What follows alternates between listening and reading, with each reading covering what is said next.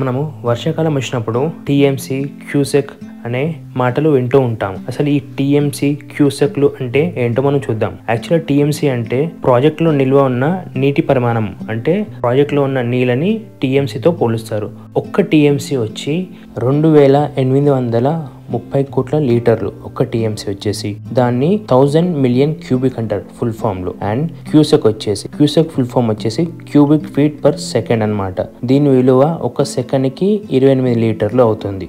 In case barrage గేట్ల ద్వారా 1,00,000 క్యూసెక్ల నీరు విడుదల చేశామంటే ఒక సెకండ్ కాలంలో గేట్ల ద్వారా 28 లక్షల లీటర్ల నీరు విడుదలవుతుంది. సో టీఎంసీ అంటే నిల్వ చేయబడింది, అండ్ క్యూసెక్లు అంటే ఇన్ఫ్లో అండ్ అవుట్ఫ్లో అనమాట.